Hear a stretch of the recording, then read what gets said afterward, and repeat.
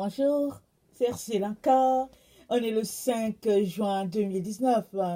Alors, je viens sonner la trompette ce matin encore et je viens nous encourager à garder les yeux fixés sur notre Seigneur Jésus-Christ et à choisir la lumière. Alors, vous savez, quand Jésus donne sa parole, il fait une séparation entre les ténèbres et puis la lumière. La Bible dit euh, les ténèbres couvraient la terre, et l'obscurité et les peuples, et la lumière jaillit au milieu d'eux. Alors, Jésus est cette lumière-là qui, à travers les uns et les autres, vient, par exemple, nous offrir de sortir de notre obscurité. Mais le choix nous revient. Et aujourd'hui, 5 juin 2019, je viens nous encourager, une fois de plus, à sortir de nos voies pour embrasser la voie de Jésus. Amen. Et c'est notre choix, c'est notre décision. Et effectivement, si tu choisis Jésus, c'est-à-dire que tu choisis de marcher dans la voie de la lumière, alors cette lumière te conduira jusqu'au trône. Amen. Alors aujourd'hui, je viens parler des bienfaits de la souffrance. Amen. Alors, est-ce que la souffrance a des bienfaits? C'est une bonne question, n'est-ce pas? Alors, notre génération avons été éduqués, élevés à ne pas aimer la souffrance. Et même, il n'y a personne qui aime la souffrance. Pourquoi? Parce que Dieu nous a créés pour vivre dans le bonheur. Alors, c'est comme ça. Nous sommes faits à l'image de Dieu. Et Dieu, là où il est dans un lieu, là où il y a lumière, là où il y a bonheur, là où il y a lumière, inaccessible. Vraiment, tout est paix. Alors, nous qui sommes ses enfants, nous qui le connaissons, nous sommes aussi portés vraiment à désirer, à soupirer un temps où il n'y a pas de souffrance. Seulement qu'on vit sur un monde, sur terre, dans un coin où tout est déchu. Alors, la souffrance, donc, est là pour nous aider à connecter à notre véritable moi. Et ça, c'est quelque chose qu'on ne comprend pas, n'est-ce pas? Qu'on ne saisit pas, n'est-ce pas? Mais c'est ça. Et Dieu a fait que, au fait, on est poli dans cette dualité-là. C'est-à-dire, l'obscurité est là et la souffrance est là et tu deviens poli en acceptant la souffrance. C'est difficile. Et aujourd'hui, le Seigneur vient m'encourager, vient me donner de vous encourager à ne pas craindre de souffrir. Alors ça, c'était le message d'hier, s'il vous plaît. Je n'ai pas pu l'apporter hier, mais aujourd'hui, on aura droit à deux messages. Celui d'hier, que je suis en train de donner à ce moment, et celui d'aujourd'hui aussi, que je veux donner, parce que le Seigneur nous envoie sur un chemin où il requiert de nous le désir de plus de profondeur. Alors, donc c'est ça. Et c'est donc euh, par la souffrance que nous allons connecter à notre véritable moi. Et l'exemple parfait, c'est l'exemple de Christ. Parce que Christ est la parole de Dieu, il est la parole devenue chair, dont la Bible dit que Jésus-Christ n'a point péché. Alors comment expliquer donc qu'il n'a pas un péché et or il a souffert pour parvenir à ce poste-là? C'est que il a accepté volontairement de soumettre son corps, sa chair, à la souffrance afin de faire sortir de lui la vie. Et cette vie-là nous a été donnée et c'est par elle que nous aussi nous sommes sauvés. C'est par cette vie-là aussi que nous connaissons aujourd'hui Jésus-Christ, si du moins nous le connaissons. Et en acceptant notre propre souffrance, on pourra aussi faire venir à lui beaucoup d'autres personnes. Amen. Alors, j'aimerais ça qu'on lise euh, Jean 4, le verset 23 à 24. On connaît tous ce passage-là. Il n'y a personne qui ne le connaît pas. En tout cas, ceux qui lisent la Bible, là, ils connaissent. Alors, Jean 4, le verset 23 à 24, ça dit, « Mais l'heure vient, elle est déjà venue, où les vrais adorateurs adoreront le Père en esprit et en vérité, car ce sont là les adorateurs que le Père demande. Dieu est esprit, et il faut que ceux qui l'adorent en esprit et en vérité. » Donc voilà, Dieu est esprit. Et si nous voulons connecter à lui, si nous nous réclamons de ses enfants, nous n'avons pas le choix que de l'adorer en esprit et en vérité. Nous n'avons pas le choix que de connecter à lui par le canal de l'esprit et de la vérité. Bon, la vérité, c'est le contraire du mensonge. Alors, le mensonge, c'est tout ce qui est obscurité, tout ce qui est voie que Dieu n'a pas pour nous. Et l'esprit, c'est quoi? L'esprit, on ne le voit pas. Il est en nous, il est connecté à ou bien notre âme est connectée à notre esprit. C'est la partie de nous que nous ne voyons pas, mais c'est la partie là où il y a l'autre nous. Amen. Nous sommes en double, n'est-ce pas? Il y a la personne extérieure que les gens voient, alors celle qui est recouverte de ce corps mortel-là, et il y a l'autre personne que les autres ne voient pas, qui est immortelle, mais qui est le reflet de ce que les autres voient de leurs yeux. Amen. Et nous avons donc besoin de tout faire pour tuer la chair afin que l'esprit puisse être élevé. Parce que Jésus-Christ dit, la chair ne sert de rien. C'est l'esprit qui vivifie. Alors c'est pourquoi Jésus a choisi la voie de la souffrance pour pouvoir refléter parfaitement le Fils de Dieu tel qu'il est vraiment. Alors ce n'est que par ce moyen-là qu'il a pu venir arracher à Satan la même clé qu'il avait arrachée à Adam et Ève. Alors, adorer Dieu en esprit, c'est disposer son esprit à adorer Dieu sans obstruction. Et la chair, nous venons de dire, la chair ne sert de rien. L'esprit, c'est lui qui vivifie. Alors, la chair, c'est une obstruction pour ta marche, pour ton élévation vers Dieu. Et si tu veux donc être élevé à Dieu, tu as besoin de soumettre la chair, tu as besoin de la dompter. Et la seule manière de la dompter, c'est de la livrer en spectacle, un peu comme quand Christ a livré son corps en spectacle à la croix, pour être bastonné et tout. Parce que alors que la chair souffre, l'esprit est élevé. Alors que la chair est bafouée, l'esprit s'élève et puis l'esprit se distingue. Amen. Alors, à la croix, les gens ont dit que mais toi qui as sauvé les autres, pourquoi tu ne te sauves pas toi-même?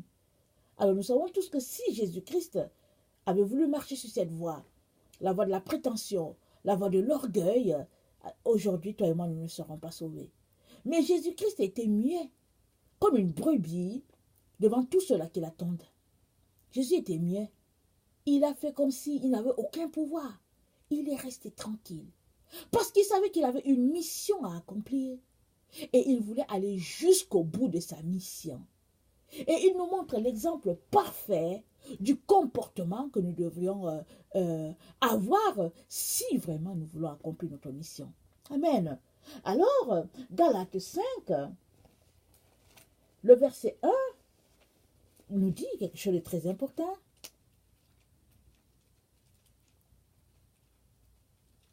Excusez-moi. Galates 5, le verset 1. C'est pour la liberté que Christ nous a affranchis. Demeurez donc fermes et ne vous laissez pas mettre de nouveau sous le joug de la servitude. Ne vous laissez pas mettre de nouveau sous le joug de la servitude. Alors, ça veut dire que si tu n'obéis pas, si tu ne marches pas dans la liberté de Jésus, pardon, tu deviens esclave. Alors, Paul nous exhorte à ne pas se mettre sous le joug de la servitude. Le verset 16 nous dit quelque chose. Il dit, je dis donc, marchez selon l'esprit et vous n'accomplirez pas les désirs de la chair. Car la chair a des désirs contraires à ceux de l'esprit et l'esprit en a de contraires à ceux de la chair. Ils sont opposés l'un à l'autre afin que vous ne fassiez point ce que vous voudriez. Si vous êtes conduit par l'esprit, vous n'êtes point sous la loi. Or, les œuvres de la chair sont manifestes. Ce sont l'impudicité, l'impureté, la dissolution, l'idolâtrie, la magie, les infirmités, les querelles, les jalousies, les animosités, les disputes, les divisions, les sectes, l'envie, l'ivrognerie, les excès de table et les choses semblables. Je dis d'avance, comme je l'ai déjà dit, que ceux qui commettent de telles choses n'hériteront point le royaume de Dieu. Mais le fruit de l'esprit, c'est l'amour, la joie, la paix, la tempérance, la bonté, la bénignité, la fidélité, la douceur, la tempérance. La loi n'est pas contre ces choses. Ceux qui sont à Jésus-Christ ont crucifié la chair avec ses passions et ses désirs. Si nous vivons par l'esprit, marchons aussi par l'esprit. Alors, il y a une façon de vivre par l'esprit, il y a une façon de marcher par l'esprit. Et ces façons-là ne sont pas contradictoires. Parce que si tu vis par l'esprit, on doit voir ta marche.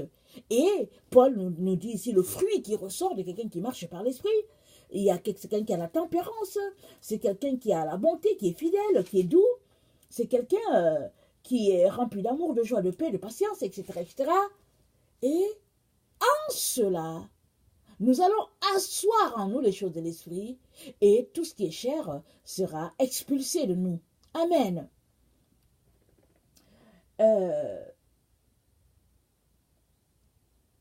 Excusez, je suis en train de lire mes notes.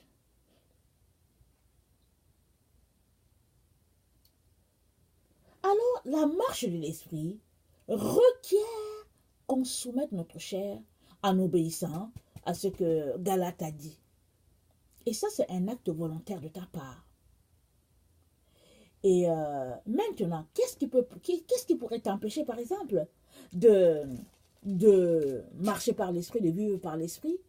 C'est peut-être la crainte de souffrir. Parce que pour arriver à ce stade-là, c'est-à-dire refléter l'amour, la joie, la paix, la patience, etc., etc., ça veut dire que tu as accepté de souffrir.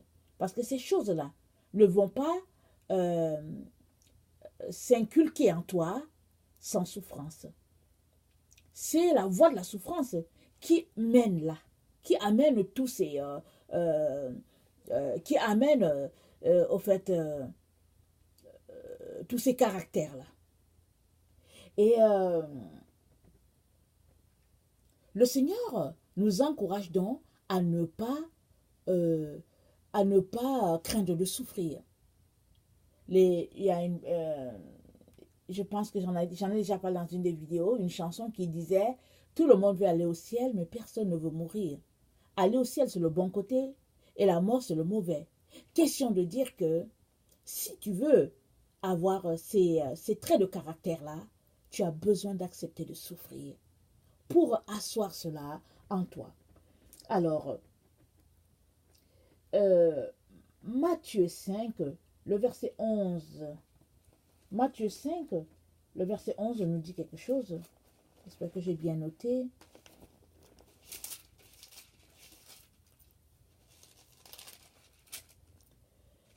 Matthieu 5, le verset 11 dit « Heureux serez-vous lorsqu'on vous persécutera, lorsqu'on vous outragera, qu'on vous persécutera, et qu'on dira faussement de vous toutes sortes de mal à cause de moi. Réjouissez-vous et soyez dans l'allégresse, parce que votre récompense sera grande dans les cieux, car c'est ainsi qu'on a persécuté les prophètes qui ont été avant vous. » Donc, il n'y a pas une autre voie que la voie de la persécution, que ce soit la persécution physique, comme ça se passe dans certains pays, en Chine, les pays arabes, etc., que ce soit la persécution morale, que ce soit la persécution par des problèmes au fait de biens matériels ou je ne sais pas quoi, le Seigneur dit, il ne faut pas refuser de souffrir. Parce qu'en souffrant, tu soumets les désirs de la chair et tu laisses place à l'esprit. Amen. Alors, dans 1 Pierre 3, le verset 18, nous lisons ceci. 1 Pierre 3, le verset 18. Christ aussi a souffert une fois pour les péchés, lui juste pour les injustes, afin de nous amener à Dieu, ayant été mis à mort quant à la chair, mais a été rendu vivant quant à l'esprit, dans lequel aussi il est allé prêcher, non, ayant été rendu vivant quant à l'esprit, dans lequel aussi il est allé prêcher aux esprits en prison. Le 1 Pierre 4, le verset 1 à 2, il dit ainsi donc, Christ ayant souffert dans la chair, vous aussi armez-vous de la même pensée, car celui qui a souffert dans la chair en a fini avec le péché, afin de vivre non plus selon les convoitises des hommes, mais selon la volonté de Dieu pendant le temps qui lui reste à vivre dans la chair. Le verset 15. Que nul de vous, en effet, ne souffre comme meurtrier, voilà, malfaiteur, ou comme s'ingérant dans les affaires d'autrui. Mais si quelqu'un souffre comme chrétien, qu'il n'en ait point honte, et que plutôt il glorifie Dieu à cause de son nom. Car c'est le moment où le jugement va commencer, par la maison de Dieu. Or, si c'est par nous qu'il commence, quelle sera la fin de ceux qui n'obéissent pas à l'évangile de Dieu? Et si le juste se sauve avec peine, que deviendra l'impie et le pécheur? Ainsi que ceux qui souffrent selon la volonté de Dieu remettent leur âme au fidèle Créateur en faisant ce qui est bien. Voilà. Il nous exhorte à ne pas refuser de souffrir. Pendant que tu souffres, Pierre nous dit, il faut faire toujours le bien. Il ne faut pas retorquer par aussi de la souffrance, mais il faut que tu retorques en faisant du bien.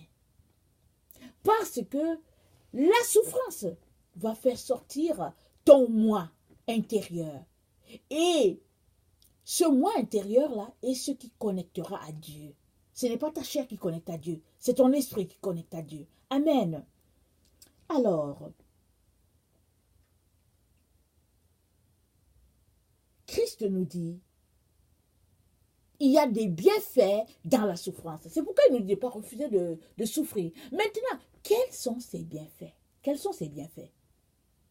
Le premier bienfait qui est là, c'est que ce n'est qu'à travers la souffrance que tu vas connecter à Jésus. Ce n'est qu'à travers la souffrance. Il n'y a pas un autre moyen. Il n'y en a pas.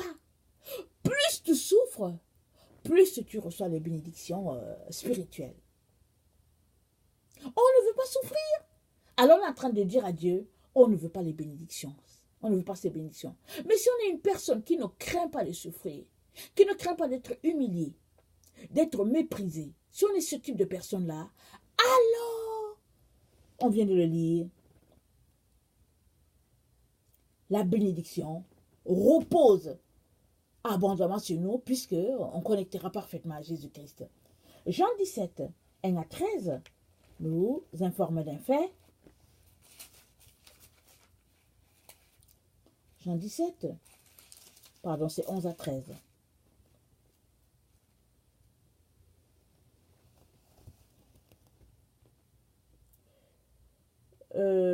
Ça, c'est la prière sacerdotale. Jésus, alors, il priait son Père et il disait à son Père, je vais commencer au verset 12, comment il a gardé ceux-là que le Père lui a donné.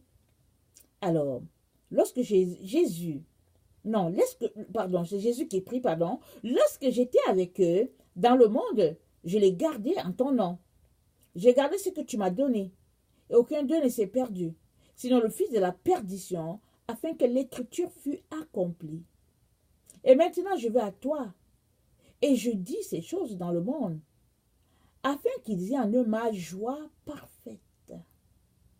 Je leur ai donné ta parole, et le monde les a haïs, parce qu'ils ne sont pas du monde, comme moi je ne suis pas du monde. Alors Jésus est en train de te dire, tu seras haï, c'est ça qu'il est en train de dire. Si toi tu te réclames de Jésus et que tu mènes une vie peinarde ici, pose-toi des questions sur ton Jésus, le Jésus là que tu adores, pose-toi des questions. Parce que Jésus-Christ s'est dit, je leur donne ta parole et le monde les a haïs.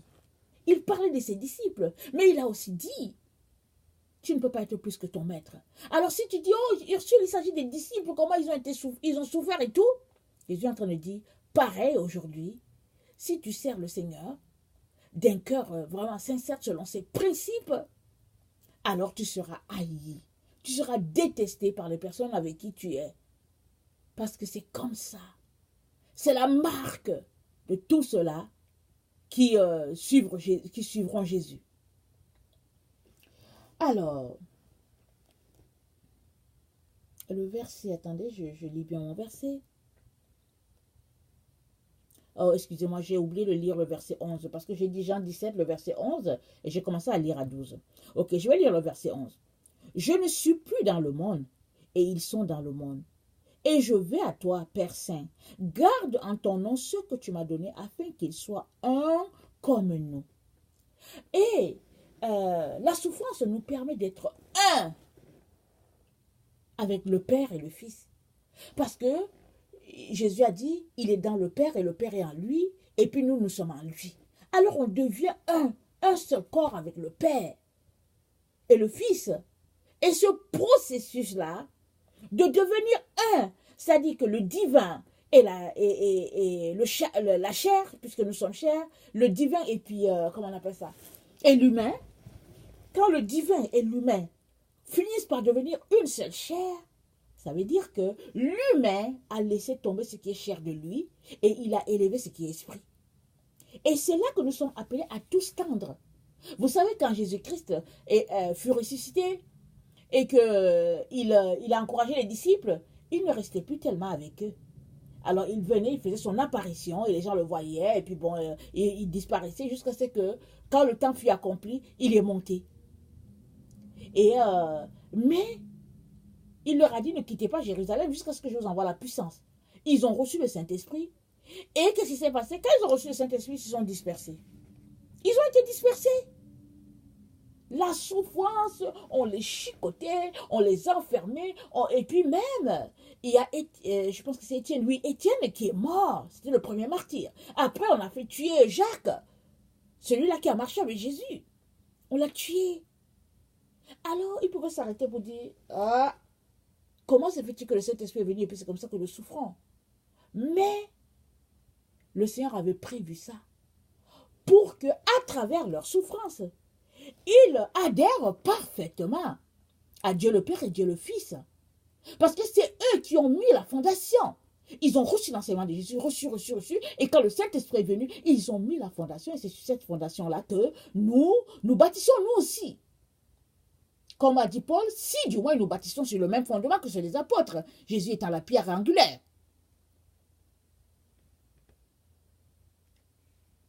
Tu ne peux pas devenir un avec Dieu le Père et Dieu le Fils si tu n'acceptes les souffrances. Et tu ne peux aller au ciel si tu ne deviens un avec le Père et le Fils. C'est un véritable dilemme. Mais nous n'avons pas le choix. Nous sommes appelés à passer par là. Alors ce que nous devons faire, c'est retrousser nos manches, accepter de passer à travers le chemin et de garder notre focus sur les bienfaits de la souffrance. Et non de dire que, oh non, c'est trop compliqué, et puis bon, on ne veut pas. Si tu ne veux pas souffrir, tu finiras de l'autre côté avec Satan. J'aimerais ça qu'on lise Luc 4, tout le monde connaît cette partie-là, ce n'est pas inconnu. Alors c'est la tentation.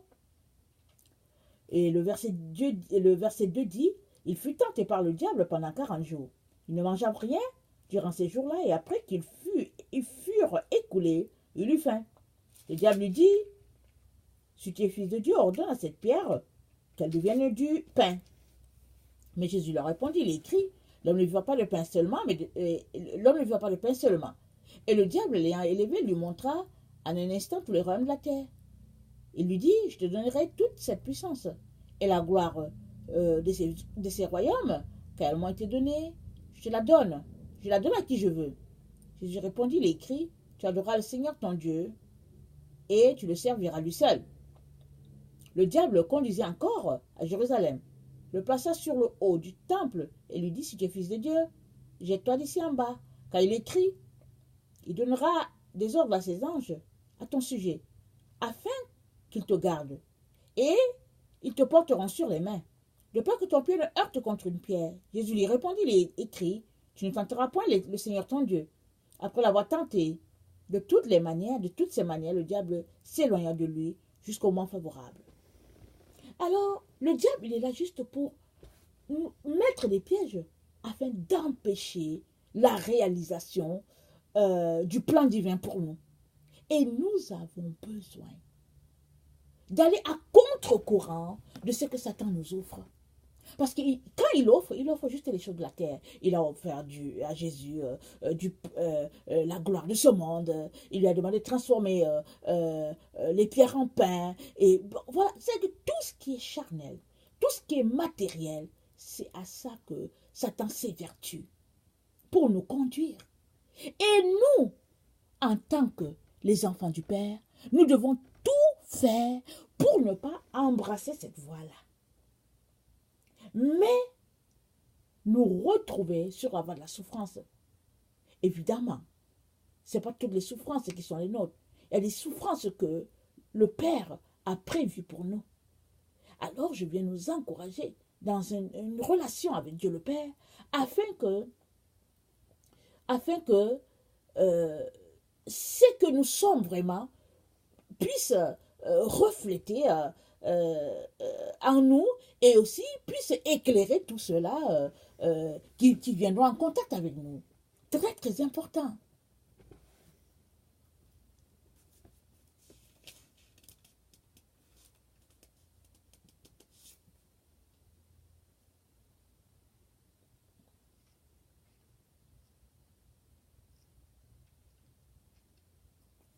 La crainte de souffrir empêche plusieurs de connecter à leur destinée, de connecter à leur appel, d'aller plus loin que le simple fait de dire je suis sauvé. La crainte de souffrir. Qu'il n'en soit pas ainsi, mes frères et sœurs. Que le Seigneur nous aide à accepter de nous dépouiller. Regardez la parabole des 10 vierges. Qu'est-ce qui s'est passé? Il y a 5 qui sont entrés. Les 5 autres ont été... la porte leur a été fermée au nez. Et on dit que ce sont des vierges. Elles n'avaient pas de lampe. Elles n'avaient pas d'huile dans leur lampe, celles qui ont été laissées. Est-ce que c'est parce qu'elles étaient des personnes qui ont refusé de souffrir? Est-ce que c'est parce qu'elles ont été prises dans l'illusion de ce monde? Est-ce que c'est parce qu'elles sont tombées dans la théorie de certaines églises qui disent que non, on n'a pas besoin du Saint-Esprit, etc., etc. On ne connaît pas les raisons. On pourrait mettre cet endroit, on pourrait donner plusieurs raisons qui expliqueraient pourquoi elles n'avaient pas d'huile. Et cela peut nous arriver à nous, à toi et à moi. Vraiment que le Seigneur nous aide à ne pas rejeter la souffrance. Parce qu'il y a des bienfaits dans la souffrance. Elle nous donne d'adhérer parfaitement à Christ notre époux. Que le Seigneur bénisse sa parole. Amen. Si toi tu es quelqu'un qui ne connaît pas le Seigneur, je viens te dire que Jésus-Christ est la seule personne qui peut te sauver. Ce n'est pas Mahomet, ce n'est pas Bouddha, ce n'est pas Confucius, ce n'est pas ton argent, ce n'est pas ta beauté physique. Non, non, non. Seul Jésus sauve. Parce que c'est lui le pont qui a été donné aux hommes entre Dieu et les hommes. Jésus, c'est le pont. Si tu l'acceptes, tu arriveras à Dieu le Père. Si tu le refuses, ben, c'est fini pour toi. Alors que le Seigneur nous donne vraiment de pouvoir réaliser qu'il n'y a aucune religion qui sauve en fait. C'est une question de relation. Et là, tu invites Jésus dans ta vie et tu lui dis, Jésus, j'aimerais vraiment t'expérimenter. Jésus-Christ va venir. Et il va parler à ton cœur. Et tu sauras où se trouve le chemin et la vérité. Amen. Que le Seigneur vraiment bénisse sa parole et qu'il nous donne de pouvoir vraiment avancer dans la connaissance de sa personne. Amen. Voilà, je vous aime beaucoup. Et Dieu davantage. Ça y est, béni. Merci.